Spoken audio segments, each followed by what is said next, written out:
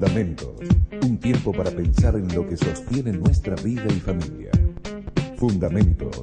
Valores que no cotizan en bolsa. Fundamentos.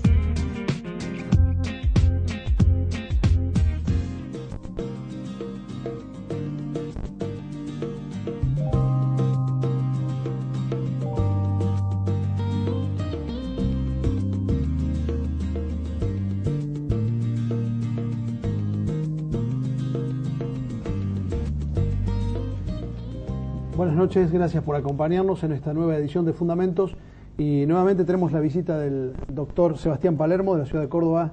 Gracias por venir, Sebastián. Gracias, Gerardo, nuevamente por invitarnos, ya nos estamos haciendo asiduos de la casa. El doctor Sebastián Palermo tiene formación en psiquiatría, es médico, terapeuta, especialmente estás trabajando en la terapia cognitiva, ¿no?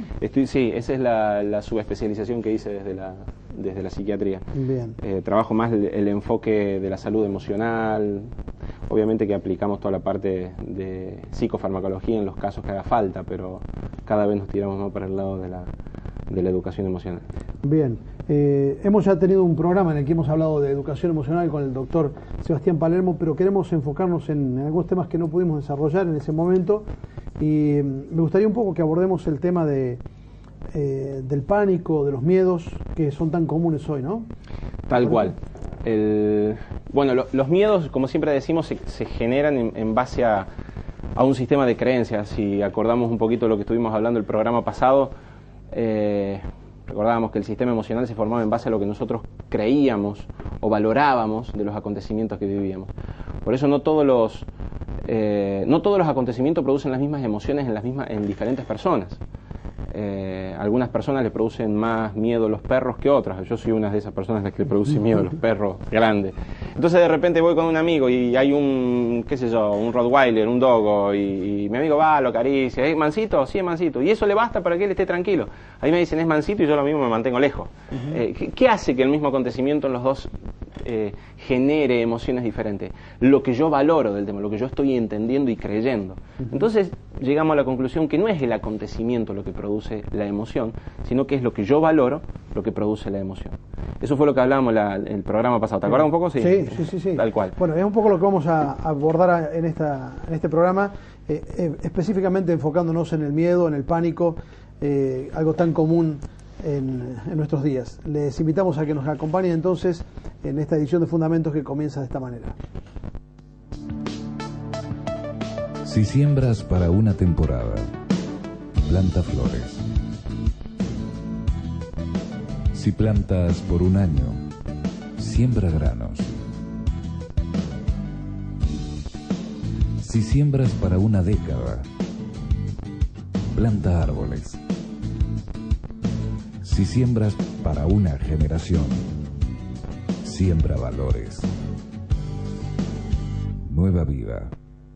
Más de 25 años en esta comunidad, sembrando valores que dignifican al hombre, en su ámbito personal, social, familiar y espiritual. Auspicia Fundamentos.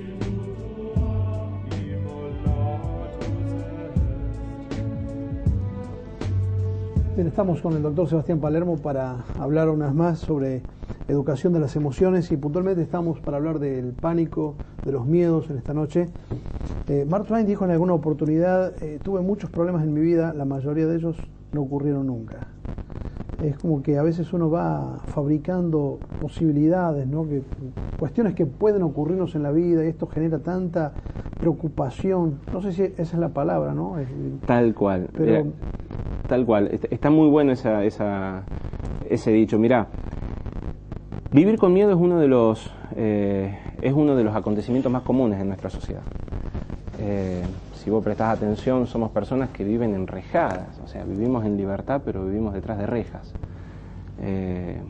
Vos llegás a tu casa y tuc, tuc, tuc, tuc, empezamos a desactivar todos los sistemas de alarma, todos los sistemas de alerta que tenemos, cámaras de filmación por todos lados.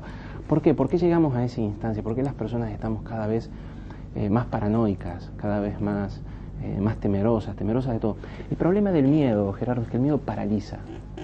El miedo detiene la vida. El miedo hace que las personas no desarrollen ningún tipo de expectativa. El miedo fisiológico es un miedo que te va a ayudar a sobrevivir, pero el miedo patológico es un miedo que te va a detener en tus avances. De eso estábamos hablando cuando hablábamos de los pánicos, cuando hablábamos de las fobias, cuando hablábamos de los estados de terrores excesivos. El miedo es una sensación subjetiva desagradable, producto de una creencia de que algo malo va a ocurrir. Entonces se produce en la persona una descarga adrenérgica de huida, pero también se produce una descarga de adrenalina que va a hacer que todo el organismo esté en un estado de estrés extremo. Uno de los grandes temores del miedo de las personas que tienen miedo es el pánico, que es una problemática muy alto común, índice, ¿no? muy común. Yo no tengo la última estadística ni mucho menos, pero no sé si un 30% de la población tiene tendencias al trastorno de ansiedad, y de ese trastorno de ansiedad tiene tendencia un 30% a su vez de trastornos de pánico, que es una muy alta tasa. Es uno de los mayores motivos de consulta en los consultorios de hoy, o sea, cuando llegan los pacientes. Y la mayoría necesitan ser medicados porque no tienen la capacidad de tolerar el tiempo de psicoterapia y de psicoeducación para... ¿Necesitas enseguida dar una medicación? Sí, porque si no se paralizan. Pero ¿cómo viene la persona? No viene diciendo tengo pánico. No, la persona viene y te empieza a contar de que... bueno, vengo porque el otro día estaba en la calle y me empezó a dar palpitaciones, me empezó a faltar el aire, me sudaban las manos. El pánico es, mira, la persona que vive pánico solamente esa persona lo puede entender. El resto lo escuchamos de oído, lo leímos en los libros. Ajá. Porque realmente es tal el grado de paralización y del grado de desesperación que hace que la persona tenga la sensación que se va a volver loca. ¿Es común esa sintomatología? Casi todo, o sea, obviamente que en medicina 2 más 2 no es 4, pero cuando algo, siempre decimos, tiene aspecto de algo, sospechamos que es eso. El pánico se caracteriza por algunas creencias, entre ellas la creencia que la persona se vuelve loco, la creencia que la persona se muere, la creencia de que el pánico vuelve a aparecer y la persona está en un continuo estado de miedo de que el pánico vuelva a ocurrir. Y como yo te decía, el pánico es una de las tantas formas patológicas en las que ha derivado los miedos que hoy vive la sociedad. Las fobias. La fobia es una reacción exagerada, totalmente disociada del acontecimiento a lo cual se le tiene fobia. Puede tener una persona que sufre de aracnofobia, hay una aranita en la punta del canal allá y de repente está paralizada, no se mueve mirando la araña, decir, pero es una cosita chiquitita, bueno, pero lo paralizó. Todo eso obviamente que tiene toda una explicación. Yo en el libro Vivir Tranquilo hago todo un detalle de cuál es la sintomatología de cada uno de esas problemáticas. Pero básicamente el principal problema de la persona que sufre de pánicos o que sufre de miedo es una persona que tiene baja autoconfianza. Y ahí empieza la formación, o sea, es un terreno predispuesto. Las personas que tienen baja autoconfianza y muy alta autoestima son personas que son predispuestas a los pánicos, a las fobias, a los terrores, a los miedos. ¿Y por qué? Porque no han desarrollado la capacidad de poder enfrentar las adversidades. Y eso se desarrolla desde la primera infancia, la segunda infancia, la adolescencia, la edad adulta. Entonces eso es un terreno predispuesto a que empiecen a gatillarse situaciones de agotamiento y de pánico. ¿Y cuándo se gatillan? En situaciones de estrés extremos. Ejemplo, la persona venía de 10 pero falleció mi mamá y después empezaron a dar los pánicos. La persona venía de 10 toda su vida pero le fue mal en una materia y le empezaron a dar pánico. O sea, cuando hay una situación de estrés agudo y la persona es predispuesta con baja autoconfianza y alta autoestima, está predispuesta para desarrollar el pánico en cualquier momento o desarrollar una fobia, lo que sea. Cuando la persona tiene poca confianza en sí mismo, tiene mucha inseguridad. La autoconfianza es la capacidad que nosotros tenemos de creer que somos capaces de enfrentar una adversidad. O sea, yo creo que puedo hacerlo. No creernos que somos capaces de cualquier cosa. No. Por eso, que yo tenga autoconfianza es, yo sé que lo voy a hacer bien. Déjame, yo lo hago. Yo lo enfrento. La autoestima es la capacidad que nosotros tenemos de querernos.